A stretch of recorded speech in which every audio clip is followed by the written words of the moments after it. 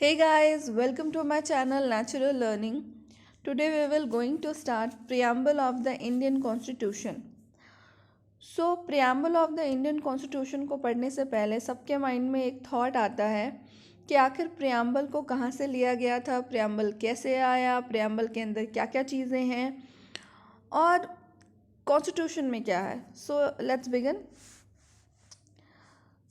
Preamble को पढ़ने से पहले हम ये जान लेते हैं कि हमारा जो कॉन्स्टिट्यूशन बना था वो सबसे लॉन्गेस्ट कॉन्स्टिट्यूशन था पूरे वर्ल्ड में। और इसका जो अगर हम इसकी किताब देखें जो आपको राइट साइड नज़र आ रही है, ये किताब कुछ ऐसी है और इस किताब का जो पहला पेज है वही प्रियम्बल है। इसके अलावा जितने पेजेस आपको नज़र आ रहे हैं उसमें आर्टिकल्स हैं, पार्ट्स हैं एंड शेड्यूल्स हैं। पहला पेज प्रियम्बल है। उसके बाद जब ये ओरिजिनली हमारा कॉन्स्टिट्यूशन बना था ऑन दैट टाइम 395 आर्टिकल्स थे, 22 पार्ट्स थे एंड 8 शेड्यूल थे। Now in present up to date रहना is very important. In present अभी 469 आर्टिकल्स हैं, 25 पार्ट्स हैं एंड 12 शेड्यूल है प्लस प्रियम्बल है। अब हम ये जान लेते हैं कि प्रियम्बल को आखिर लिया कहाँ से गया था। Preamble is taken from the constitution of USA के कॉन्स्टिट्यूशन से प्रियम्बल को लिया गया था। एंड इसका जो लैंग्वेज इस्तेमाल किया गया है प्रियम्बल के अंदर, उसको ऑस्ट्रेलिया से लिया गया था। प्रियम्बल को ऑब्जेक्टिव रेजोल्यूशन भी कहते हैं। अगर आपसे क्वेश्चन पूछ लिया जाए कि प्रियम्बल का दूसरा नाम क्या है, दैट इज़ ऑब्जेक्टिव रेजोल्यूशन। और इसको प्रेजेंट किया गया था जवाहरलाल नेहरू के द्वारा 13 दिसंबर 1946 में। इसी को हम ऑब्जेक्टिव रेजोल्यूशन कहते हैं। प्रियम्बल ही ऑब्जेक्टिव रेजोल्यूशन है। प्रियम्बल आखिर क्या है, प्रियम्बल का मतलब क्या है? प्रियम्बल एक तरह का इंट्रोडक्टरी स्टेटमेंट है किसी भी डॉक्यूमेंट का। जो हमारा कॉन्स्टिट्यूशन, इतना बड़ा कॉन्स्टिट्यूशन है, वो एक डॉक्यूमेंट है और उसका जो पहला पेज है, एज वी से दैट, कि वो एक तरह का समरी है। इंट्रोडक्टरी स्टेटमेंट है कि पूरे कॉन्स्टिट्यूशन में क्या क्या चीज़ें इन्वॉल्व है। इस प्रियम्बल के अंदर ये मेंशन किया गया है कि जो फ्रेमर्स ने मिलकर बनाया कॉन्स्टिट्यूशन को, उनके इंटेंशंस क्या थे, हमारा जो हिस्ट्री है वो क्या है, उसमें core values, principle of the nations, principle क्या है हमारे नेशन के, वो सारी चीज़ें प्रियम्बल में इंक्लूडेड है। प्रियम्बल को 4 थिंग्स में डिवाइड किया गया है कि आखिर प्रियम्बल को हम कैसे इंडिकेट करेंगे। उसके लिए 4 चीज़ें बहुत इंपॉर्टेंट है। First is source of the constitution, nature of the Indian state, statement of its objective and date of adoption. ये क्या है, इसको देख लेते हैं। आपको राइट साइड में जो पिक्चर दिख रहा है, यही ओरिजिनल प्रियम्बल है हमारे इंडियन कॉन्स्टिट्यूशन का। इसकी जो पहली लाइन है, that is we the people of India, ये सोर्स हैं। हम भारत के नागरिक ही सोर्स है हमारे पूरे कॉन्स्टिट्यूशन का। एंड इसकी बाद जो थर्ड लाइन है, that is sovereign, socialist, secular, democratic, Republic, ये नेचर है, स्ट्रक्चर है हमारे होल कॉन्स्टिट्यूशन का। स्टेटमेंट ऑफ द ऑब्जेक्टिव्स क्या क्या थे हमारे कॉन्स्टिट्यूशन के, वो प्रियम्बल में बताया गया है। वो है justice, liberty, equality, fraternity, unity and integrity. Last की जो 4 लाइन्स हैं, in our constituent assembly this 26th day of November 1949 do hereby adopt, enact and give to ourselves this constitution। हमने इस कॉन्स्टिट्यूशन को कब अपनाया, इस प्रियम्बल को कब अपनाया, तो उसकी डेट इन 4 लाइनों में लिखी गई है, that is 26 November 1949। Now preamble को जानने के लिए कुछ बहुत इम्पॉर्टेंट चीज़ें हैं जो हमें याद रखनी ज़रूरी है। First is preamble is the part of Indian constitution. Preamble क्या है? प्रियम्बल पार्ट है। अच्छा, ये बात कहने की ज़रूरत क्यों पड़ी कि हमारे कॉन्स्टिट्यूशन में प्रियम्बल एक पार्ट है? क्योंकि इसके पीछे दो केसेस थे, एक बेरूबारी केस था और दूसरा केशवानंद भारती। बेरूबारी केस के दौरान इसको प्रियम्बल से हटा, इसको कॉन्स्टिट्यूशन से हटा दिया गया था, एंड केशवानंद भारती के केस में इसको फिर से हमारे कॉन्स्टिट्यूशन के अंदर प्रियम्बल को लाया गया था। सो दैट्स वाई अगर ये क्वेश्चन पूछ लिया जाए कि preamble is the part of Indian constitution और not, so answer is yes, preamble is the part of Indian constitution.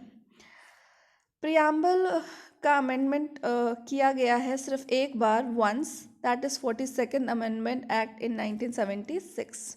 ये क्वेश्चंस कई बार पूछते हैं तो आप इसको ध्यान में रखें। एडेड, इसके साथ साथ 3 वर्ड को ऐड किया गया था, सोशलिस्ट, सेक्युलर एंड इंटीग्रिटी। ये बाद में ऐड किया गया था प्रियम्बल में, ये पहले नहीं थे जब ओरिजिनली हमारा प्रियम्बल बना था, इसको बाद में लाया गया था, और ये भी 42nd अमेंडमेंट एक्ट 1976 में लाया गया था।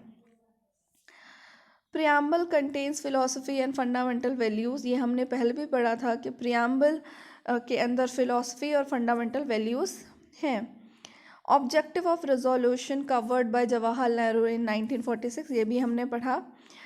हाँ, ये बहुत इंपॉर्टेंट है कि प्रियम्बल इज़ नॉन जस्टिसिएबल, इसको लेकर आप कोर्ट में नहीं जा सकते हैं, इससे रिगार्डिंग कोई भी केस नहीं बन सकता है, इसीलिए प्रियम्बल क्या है, नॉन जस्टिसिएबल है, it provision are not enforceable in the court of law. Liberty, equality, fraternity is taken from French revolution, ये बहुत इंपॉर्टेंट है, कई बार क्वेश्चन पूछे जा चुके हैं कि लिबर्टी, इक्वलिटी, फ्रेटर्निटी को कहाँ से लिया गया था, so it's taken from French revolution. Now कुछ की वर्ड्स हैं प्रियम्बल के अंदर, उनको हम देख लेते हैं। So we the people of India, मैंने आपको बताया था हम भारत के नागरिक, ये डोनेट करता, इंडिकेट करता है कि ultimate sovereignty of the people of India. Sovereign का क्या मतलब है, सोवरेन का मतलब है India has its own independent authority, India के पास ओन इंडिपेंडेंट अथॉरिटी है, and the power to make law which are subject to contain limitation, हमारे पास हमारे लिमिटेशंस है, हमारे पास अपने पावर्स हैं, हमारे पास अपना लेजिस्लेचर है, so that's why we are sovereign, हमारे ऊपर कोई भी दूसरी कंट्री डोमिनेटिंग नेचर अप्लाई नहीं कर सकती है और कोई अदर एक्सटर्नल चीज़ें अप्लाई नहीं हो सकती हैं, हम सोवरेन हैं, हम किसी भी तरह का डिसीज़न लेने के लिए आज़ाद हैं। सोशलिस्ट, सोशलिस्ट का मतलब होता है प्राइवेट और पब्लिक सेक्टर दोनों ही मिलकर काम कर रही हों साइड बाय साइड, और इसी का मतलब सोशलिस्ट होता है कि आपका जो थॉट है वो डेमोक्रेटिक हो, एक दूसरे के साथ मिलजुल कर काम करने की भावना हो। सोशलिस्ट एंड सेक्युलर, मैंने आपको पहले भी बताया था, ये दोनों वर्ड 42nd अमेंडमेंट एक्ट 1976 में आए थे, इसको ऐड किया गया था प्रियम्बल के अंदर। सेक्युलर का मतलब होता है जितने भी रिलीजन हैं उनको इक्वल रिस्पेक्ट मिले, इक्वल प्रोटेक्शन मिले, इक्वली उनको सपोर्ट मिले हमारे स्टेट के अंदर। नाउ डेमोक्रेटिक का मतलब क्या है, डेमोक्रेटिक जो वोट देने का राइट है हमारे पब्लिक को, that is called democracy. And democracy का एक मतलब और होता है कि हमारी जो गवर्नमेंट है that is answerable and accountable. अब वो अगर हम कोई भी क्वेश्चन हमारे गवर्नमेंट से पूछते हैं तो वो हमें आंसर करते हैं, सो इसका मतलब भी डेमोक्रेटिक होता है। रिपब्लिक, रिपब्लिक का क्या मतलब होता है, रिपब्लिक इंडिकेट करती है कि the state is elected by the people in India, मतलब जो हमारे स्टेट है उनमें जो हेड है वो इलेक्टेड किए जाते हैं हमारे कंट्री के पीपल के द्वारा, यानी हमारे ऊपर एक हेड है, अगर कोई हेड है इट मीन्स और उनको हमारे लोगों ने ही इलेक्ट किया है तो वो कंट्री रिपब्लिक कहलाता है।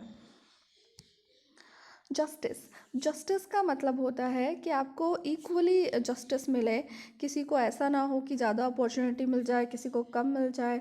तो इसमें 3 तरह की चीज़ें आती हैं, जैसे कि फंडामेंटल राइट्स हैं, directive principle of state policies हैं, इन सब का कोई भी उल्लंघन ना करे, इसका कोई डिसएडवांटेज ना ले पाए, इसके लिए justice is very important. So justice में कौन कौन से जस्टिस आते हैं, that is social justice, economic justice and political justice. Social justice में कास्ट, क्रीड, जेंडर, रिलीजन, इनके बेसिस पर कोई भेदभाव नहीं होना चाहिए, कोई डिस्क्रिमिनेशन नहीं होना चाहिए. So that is social justice. Economic justice के अंदर आता है आपका वेल्थ, इनकम, इकोनॉमिक, आपकी प्रॉपर्टी, इसके बेस पर कोई भी डिस्क्रिमिनेशन ना हो, कोई आपकी ज़मीन ना हड़प ले. इसके लिए economic justice is very important. Political justice का मतलब है कि आपको जितने भी राइट्स मिले हुए हैं उनका आप अच्छे से इस्तेमाल कर पाएँ, उसमें कोई डिस्क्रिमिनेशन ना हो, पार्टिसिपेशन में कोई प्रॉब्लम ना हो, आपके पास पूरी अपॉर्चुनिटी है कि आप इलेक्शन में खड़े हो सकते हैं. सो इलेक्शन देने का, आपको जितना भी वोटिंग करने का वो राइट है. So that is political justice. Equality का मतलब है कि अपॉर्चुनिटी, सबको इक्वल अपॉर्चुनिटी मिलना चाहिए, किसी के साथ डिस्क्रिमिनेशन नहीं होना चाहिए. And everyone is equal before the law. Law के पास सब इक्वल हैं, कानून के सामने सब इक्वल हैं, सब बराबर हैं. लिबर्टी का मतलब होता है freedom to choose their way of life. हमारे पास लिबर्टी है, हम कैसी भी लाइफ जीना चाहें, चाहे वो स्टैंडर्ड लाइफ हो, कैसी भी लाइफ हो, हमारा कैसा भी बिहेवियर हो सोसाइटी में, उन सबको मेंटेन करने में हेल्प करता है. लिबर्टी का मतलब ये नहीं होता है कि आपके पास कोई भी फ्रीडम है कुछ भी करने का, किसी को मार देने का. इस तरह का लिबर्टी नहीं है. लिबर्टी मतलब आपका जो लाइफ स्टाइल है जीने का, उसमें लिबर्टी. फिटर्निटी का मतलब होता है ब्रदरहुड, मतलब भाईचारे की भावना, कि आप एक दूसरे से अटैच रहें, एक दूसरे को भाईचारे की भावना से देखें, प्रमोट करें, उनके डिग्निटी का ख्याल रखें कि कोई उनकी डिग्निटी का गलत इस्तेमाल ना उठाए. इसके बाद कुछ केसेस हैं जो मैंने आपको पहले भी डिस्कस किया था. बेरूबारी केस के अंदर पाकिस्तान और इंडिया के कुछ पार्ट रह गए थे. कुछ पाकिस्तान का पार्ट इंडिया में रह गया था और इंडिया का पार्ट पाकिस्तान में रह गया था. तो इस केस के दौरान प्रियम्बल को हटा दिया गया था कॉन्स्टिट्यूशन से. एक तो ये केस था जो आर्टिकल 143 फर्स्ट में आता है, और दूसरा केस था केशवानंद भारती. जब केशवानंद भारती ने ये क्वेश्चन उठाया, 13 जजेस के बीच में ये हुआ था एंड पिटीशन फाइल किया गया था. ऑन दैट टाइम उसके बाद प्रियम्बल को कॉन्स्टिट्यूशन में रखा गया. इसके बाद इसको कंसिडर किया गया as a part of the constitution. तभी सुप्रीम कोर्ट ने डिक्लेयर किया कि ये नॉन जस्टिसिएबल है और इसमें अब कोई भी अमेंडमेंट भी नहीं होगा. एंड इसके बाद इसे इंडियन कॉन्स्टिट्यूशन का पार्ट मान लिया गया. इसके बाद एक और केस आया, that is union government and LIC of India. But ये बहुत ज़्यादा इंपॉर्टेंट नहीं है. इंपॉर्टेंट यही है, Berubari case and Kesavananda Bharati case.